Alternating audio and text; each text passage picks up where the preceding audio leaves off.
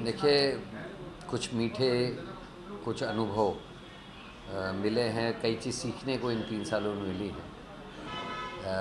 मुझे याद आता है जब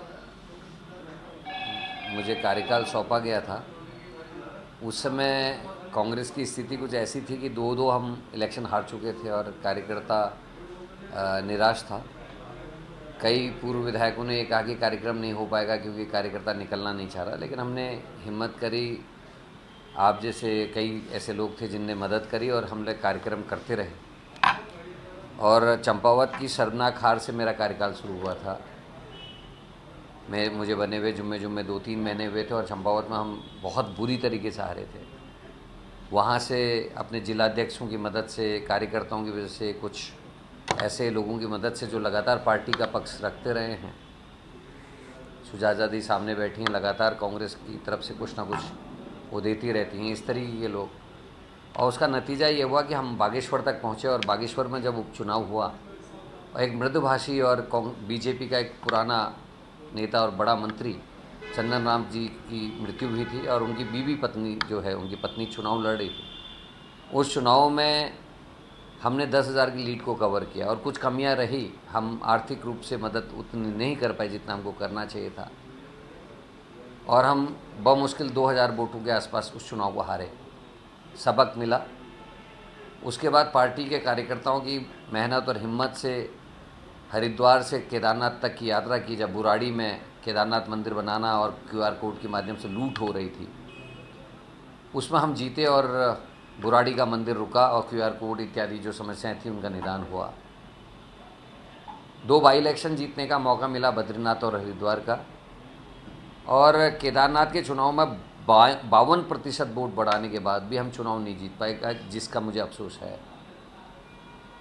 एक समस्या बहुत बड़ी देखने को लगातार 17 और 22 में आई, जिसमें 17 में हम केवल 11 विधायक जीते, जिसमें से केवल पर्वतीय क्षेत्र के केवल 3 विधायक थे। और आज की डेट में जब 2022 में हम चुनाव जीते हैं तो लगभग 4 विधायक पर्वतीय क्षेत्र से हैं, बाकी सब मैदानी क्षेत्रों से हैं। 8 विधायक। तो पर्वतीय क्षेत्रों में क्या करें, इस बात को लेकर मंथन चिंतन पार्टी के अंदर चल रहा था और लगातार प्रयास करने के बाद निकाय जब चुनाव आया, आपने देखा होगा चंपावत, टिहरी और पौड़ी को अगर हम छोड़ दें तो पर्वतीय क्षेत्र के सारे जिले बहुत मजबूती से कांग्रेस जीती है। बीजेपी का प्रदर्शन जो है वो केवल 5 जिलों तक रहा है, उधम सिंह नगर, चंपावत, टिहरी, पौड़ी और देहरादून।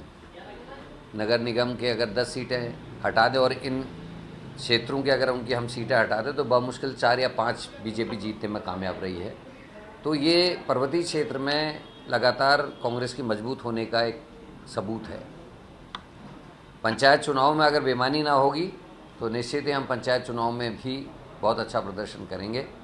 और 2027 के लिए मुझे खुशी है इस बात को कहने के लिए, आज हमारा कार्यकर्ता लड़ने के लिए तैयार है, भिड़ने के लिए तैयार है, कांग्रेस की आइडियोलॉजी को लेकर और मजबूत हो रहा है और सख्त हो रहा है।